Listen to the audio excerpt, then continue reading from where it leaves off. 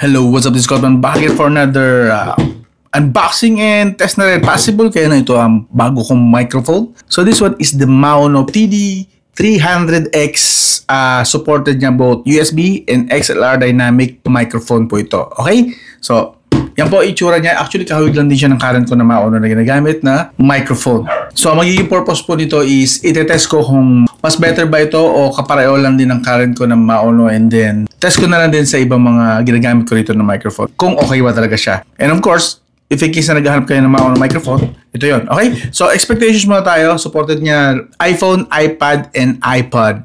iPod. Okay. So ito po yung mga features niya. Real-time monitoring, may equalizer support, possibly sa app na meron siya. Maono Link, advanced DSP function, okay, good yan. Sampling rate, 192 kHz, good, that's 24-bit, all metal body, shock mount included, so quality rin siguro ang build nito. And ito naman yung kanyang anatomy, nice. Screenshot nyo na lang, gusto nyo pang basahin. Lipat na tayo sa mismong unit. Meron tayong user manual, accessories, uy, makapal at mukhang mahabang USB Type-C to USB Type-A, may logo tayo dito ng Maono. So, hindi ka magkakamali at hindi ka malilito. May pangalan din actually. Hindi ka malilito kung in case na nahalo sa mga cables mo. Actually, may napansin ako. Okay. So, pwede siyang Type-C to Type-C pala. Type-C to Type-C and Type-C to Type-A. Oh, di ba? Mas better. At ito na nga yung unit. Tanggalin na natin para makita na. And here we go. You know. So, meron tayong logo dito ng Maono. And then, super soft the foam. And then we have the mute button. At andito naman yung pinaka-knob niya. Pang-adjust ng volume. Yehey! And sa ilalim naman is nandito yung kanyang XLR, the 3.5mm jack and USB Type-C. So tatlo technically. Tatlo yung kanyang port. Pero dalawa lang dito yung ginagamit for mic. This one is para sa IEM, I believe, or pang-monitor lang ng sound niya. But these two ang talagang ginagamit for microphone connectivity. These two. Okay, USB-C and XLR. I wonder kung pwede rin tanggalin. Ooh, naka-fix siya. So, naka-fix siya gamit itong parang star-shaped na screw head. Okay? So, yun. And then we have here the pang-connect or pang-lagay dun sa ating mga bendable arm or microphone arms, mga ganon. Ano ba tawag sa ganon? Hindi ko rin alam ang tawag sa ganon eh. Basta tawag ko lang doon is mic arm. Microphone arm. Tama ba? Yung itututukoy ko itong arm na to. Yan. Test na natin to. Let's go! Okay, so initial test muna tayo. So meron po tayo, papansin nyo, yung buttons na to, sinaksak muna natin dito para makita lang natin yung function. So, chinek ko na siya sa kanyang manual. So, this volume knob has multifunction. Actually, this is a 3-in-1 knob. Okay? So, unang-una, kung mapapansin nyo, umiilaw dito yung microphone na logo. So, zoom in natin. I'm sure hindi kita kasi sobrang liit. That's the microphone logo. And then, dito naman sa kabilang side, ito, this one is the headphone logo. Okay? Headphone logo and then the microphone logo. Yung nasa gitna is custom. Okay? Yan ay pwede nyo baguhin or i-customize kung para saan ang purpose yan sa mismong software or app ng Maono. Okay? That one. But it will not focus on that. We'll focus sa mismong default niya ng mga functions. The default functions again, this is for the headphone and this is for the mic. Para makapag-switch sa dalawang yan, you have to quick press this volume knob. Press nyo po. Pipindutin lang. Right now, nasa microphone siya. Kapag pinindot natin yan, lilipat yan sa headphone mode. So, ito pa volume ng what do you call this? Ng headphone. So, depende sa nakikinig. Like again, kung pag sinaksak nyo dito sa headphone jack na to, is yan. You know, so mag-a-adjust siya gamit yung part na yan. Okay? Ma-adjust yung volume ng headphone. Kapag ito ang nailaw. Alright? Now, kung sa mawawala yan, after a few seconds din babalik siya sa microphone. Pero dahil doon nyo siya huling isinet yung volume knob, so every time na babaguhin nyo to, yun lang ang babaguhin niya, yung sa sound na natatanggap lang ng headphone or earphones kung ano nang gamit nyo. Now, another pindot, siyempre lilipat siya sa mix mode naman. The mix mode is yun yung signal or sound na natatanggap ng both, ng sabay. Okay, that's the mix mode. So, yung susundan nyo lang itong violet na to, kung saan siya papunta yung yun sa nagmamonitor ng sound. Okay? So, that's the mix mode. And then another pindot, lilipat tayo sa microphone mismo. Ito, microphone control to mismo. Pag iyan ang umiilaw, okay? Again, ulitin natin. Microphone the headphone, mix mode, and then microphone ulit. So, pangatlong pindot. That's the microphone. So, every time na ginagalaw mo to or iniikot mo tong knob na to, the volume of the mic, yung natatanggap niya or yung gain na tinatawag ng mic is lumalakas. Dito nyo i-adjust yung gusto nyo kung gaano kalakas ang kailangan na maririnig or masagap ng mic. So, itatest natin yan kung gaano yung quality from single LED na naka-on, yan. And then going sa 20%, maybe 25%, and then going 50%, and then kung anong sound sa mismong 100%. Okay? So, titest natin yan. And then, other feature, this one is the mute button. So, isang pindot lang is mag-mute, walang matatanggap na sound kahit magsalita ka at magsisisigaw dito sa mic. Basta umilaw yan ng kulay pula is naka-mute po yung mic. Now, pindutin mo lang ulit, mawawala. Mention ko na lang din, and ito dapat tandaan nyo, sobrang lambot po nung button. Okay? May click, yes, pero sobrang soft ng button na pagka ginagalaw nyo itong mic, possible na mapindot nyo siya na aksidente every time. So, make sure na monitor nyo yung ilaw. Kapag nakapula yan, it means naka-mute, napindot nyo nang hindi sinasadya yung mute button. So, sayang yung recording nyo ng, like kunwari, tagal ng record nyo, podcast, 1 hour, 2 hours, walang marirecord kasi nakapula. So, make sure na check nyo kung napindot siya ng aksidente kasi sobrang lambot nitong button. Another feature ng button na to is, long press mo lang, pwede mo na siyang i-activate yung custom na icon na yan. So, again, this one, itong custom na to is sa mismong Maono app nyo siya makokontrol, okay? Pero off natin siya ngayon, mas gusto ko mag-focus sa kanyang default functions. Alright. And then another reminder, since this is a dynamic microphone, dito po ang tutok ng bibig nyo ha. Hindi po sa gilid. Pag sa gilid po, hindi po ganun kaganda yung sagap niya. Ang pinakasagap ng microphone nito is dito. So that means ito po itututok nyo sa bibig nyo. Not this, not sa gilid, dito sa taas. Nandito po yung pinaka sensor niya or yung gain ng mic. Dito sa taas. I hope malinaw po yan. Now, i-test na natin. So, ayun. Ita-test natin siya ngayon per level siguro. Mga 3 levels. Isang 10%, which is 1 LED and 50% probably kung pangilang LED yun, 5 LED and then 100%. Titingnan natin yung quality. Pero currently, itong naririnig nyo is 5 LEDs. You know. Not sure kung kita nyo ba. You know, 5 LEDs. So, 5 LEDs po yan. So, iba't ibang scenario kahit konti para medyo magkaroon tayo ng differences or comparison ng konti. So, as you can see, itong gamit natin ngayon is, ito na, yung nakakonect na yan. Ito yung nakakonect na yan, you know. So, again, direct po yun sa smartphone. Wala po tayong ginagamit na app. Gusto ko kasing malaman kung pwede siyang plug and play kasi mas preferred ko yung mga plug and play. Although yes, very much appreciated na mayroon tayong app for customization ng mga audio niya, bass, treble, yung highs and yung mga pitch, so on and so forth. Goods. Pero for most people na hindi naman advanced users, gusto nila plug and play mostly. So, ang layo niya sa bibig ko is mga 1 to 2 inches lang siguro. Kita nyo naman dito sa screen, di ba?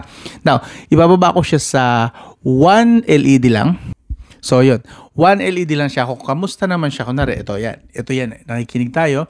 So, kunwari, nagsasalita tayo. So, kunwari, magpa-podcast. So, ito yung usual na layo kapag nagsasalita sa microphone. Ito, yan. Pag nakatagilid tayo, i-demo ko na lang pala na nakatagilid para kitang-kita nyo yung actual na layo. So, ayan po ang layo niya. Again, this is 1 LED lang na volume. Kamusta naman po? Kung ilalayo natin ng konti. Hello, what's up? Kamusta yung gain? Naririnig nyo ba yung electric fan sa likod? Kamusta? And kamusta naman yung quality ng audio or naririnig yung boses? Okay? Ilalapit ko.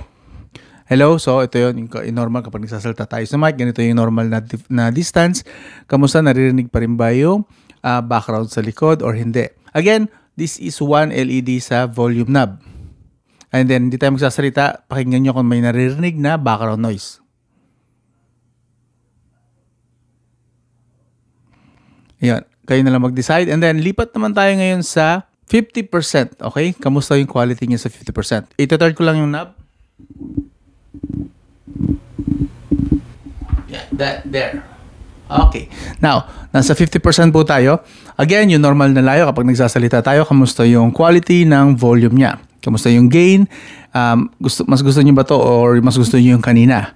Again, ito yung typical na layo.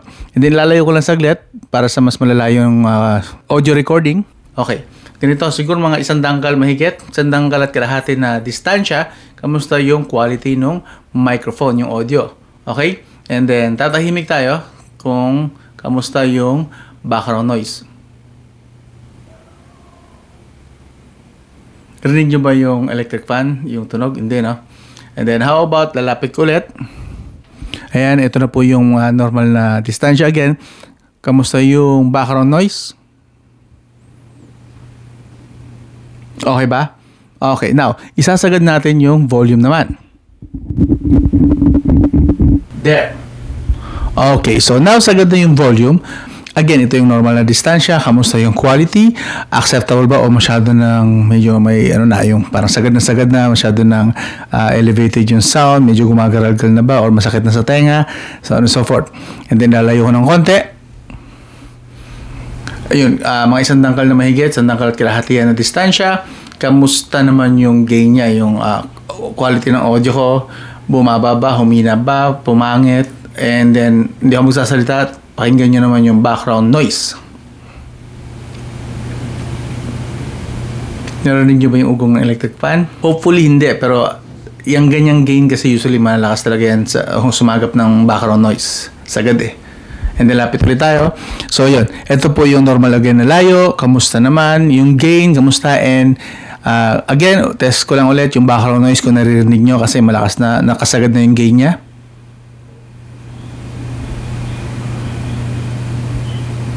So yun, narinig nyo ba yung background noise? So yun, yan po ang quality niya. Again, pwede po siyang direct sa smartphone nyo, i-connect nyo since USB Type-C po ito. And sa iPhone actually na mga USB Type-C, pwede na po siyang direct din. Makaka-record na siya gamit ito, okay? Pero mas preferred ko ito sa Android kasi solid eh. Detected agad and utilize ko agad.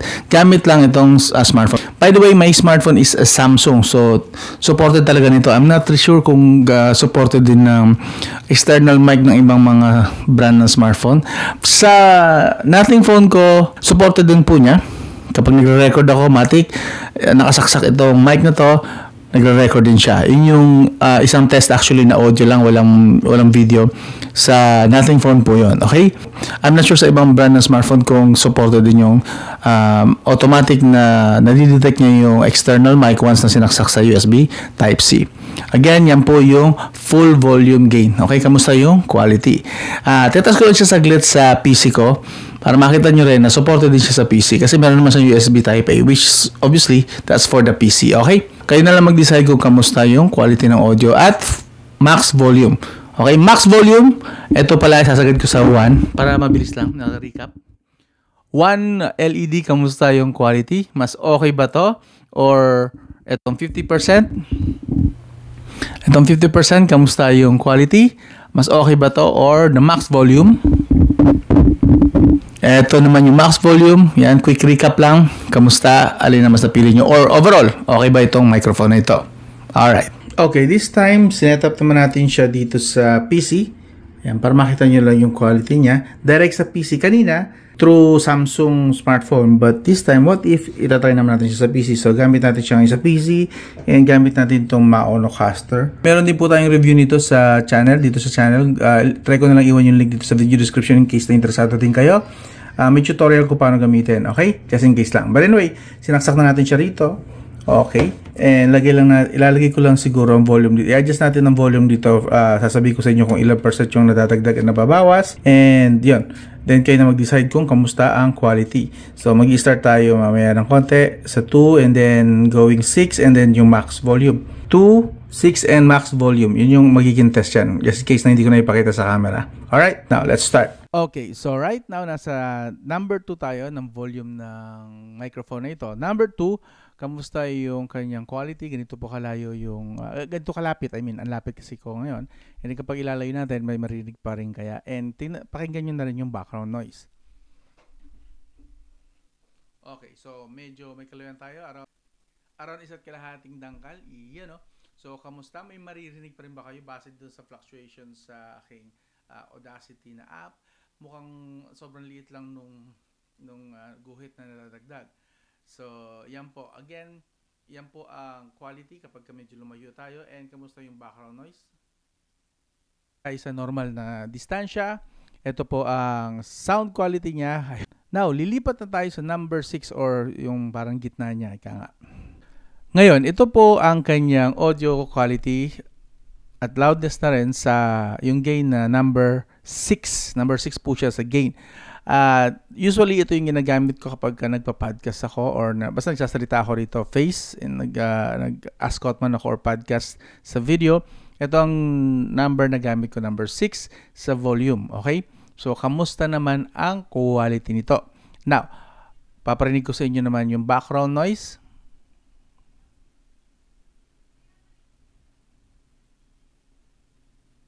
Rinig nyo ba yung electric fan na umaandar sa paligid ko? Okay. I hope wala. Pero alam ko, so usually dito sa Maono na to, kasi gumagamit talaga ako ng Maono. Actually, ito yung gamit ko isa, yung PD200X. This one currently, again, this one is the PD300X. So, mas upgraded version nito. Kamusta yung quality nito? So, layo tayo ng konti. So, yun. Naririnig pa rin kaya ako yung ginto kalayo. Yeah. May, nasasaga pa rin ba siya na quality or nag-aagaw na yung boses ko at saka yung background noise? Pakinggan nyo na lang maigi. And then, tatahimik ako para naman sa background noise. So, yun. Kamusta naman ang quality? Okay ba? Acceptable pa rin ba sa inyo? Anyway, lapit na tayo. So, ito again yung number 6 sa volume. And lilipat naman tayo yung sa sagad-sagad. So, medyo adjust nyo na lang yung inyong volume. Kung nakikinig kayo ngayon currently sa inyong earphones or earbuds, lalakas ko po yung volume. Sagad-sagad. And now, this is... kita ko agad yung spike. Grabe. Ayan po, pakita ko sa inyo yung spike nung Ayan po, yun. Yan yung ganyang spike sa volume. Yan yung nakikita ko sa monitor ko ngayon. Okay, wow. So, pasensya na sa mga tenga nyo kung naka-earphones kayo. Earbuds! Alright, now continue. So, ito po ang quality ng volume niya sa sagad-sagad na volume. And paparinig ko naman sa inyo ang background noise. So, kamusta naman? Masyadong yung kita ko rito, may spike pa rin sa background noise. So, mas rinig niya ngayon yung electric fan sa background. Anyway, lalayo-layo ako. Tingnan niyo, pakinggan niyo na lang din. Isang dangkal. Actually, dalawang dangkal na to. This time, dalawang dangkal naman siya. Normal na voice lang. This time, dalawang dangkal naman siya. Kamusta? Narinig niyo ba ako na maayos? I believe so kasi kita ko yung spike. Pero I think medyo rinig na rin at this rate yung electric fan sa background. Tama ba? And then right now, paparinig ko naman sa inyo background noise lang. Okay, so now, balik na tayo. Normal. Sobrang lakas, I believe. So, ibabalik ko na sa number 6 lang, which is yung normal ko lang talaga na ginagamit for podcasting. Ayan po ang normal na sounds for podcasting ko. Kamusta po ang quality? Gusto ko to, I think. Kasi kita ko yung spike niya, tama lang. And then yung background noise, halos walang spike. Ako nakikita, straight line lang. Dead. So, I think this is a good upgrade from my PD200X. Bakit nga pala akong magpapalit? Kasi po, pinadala po to actually ni Maono. So, siyempre libre. Tatanggapin ko na lang din. Why not? Kasi maganda na yung experience ko sa 200X. Why not? Try ang 300X. Libre naman eh. So again, this is not a review talaga. Kasi as you can see, wala tayong comparison na magamit sa ibang mga microphone. This is just my personal use. So don't consider this as an absolute review. No? Pero kung sa tingin nyo, may sample naman tayo, hindi pa rin naman tayo lumayo sa katotohanan, kayo na mag-decide. Pero for me, I think, base sa narinig ko rin, pinakinggan ko na rin naman yung ibang mga recordings, I think this one is a good replacement sa 200X, or if hindi man, kasi maganda pa rin naman yung 200X ko, is probably I will keep this para in case na masira na yung 200X, may 300X pa rin ako.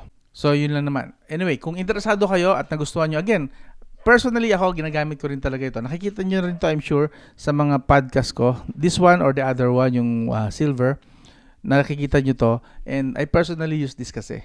So this one, idadagdag ko to sa collection ko. Malamang sa malamang kasi Maono ito. And I like the output naman na nagagawa ng microphones nila. So, yeah. Again, this is the Mauno PD300X. In case na interesado kayo, iwan ko link dito sa video description or ipipin ko sa comments. And iwan ko rin yung link ng Mauno caster na yon, yung ginagamit natin pang control dito sa PC. Actually, pwede rin yung sa smartphone. Pwede nyo itry. May tutorial naman ako doon sa video na ginawa ko. So, panoorin nyo na lang din yan. So, again, this is the Mauno 300X. And ito po yung kanyang price. Okay na po mag-decide. Again, yung link sa video description or sa pin comments. Hanggang doon na lang. I'll talk to you again soon.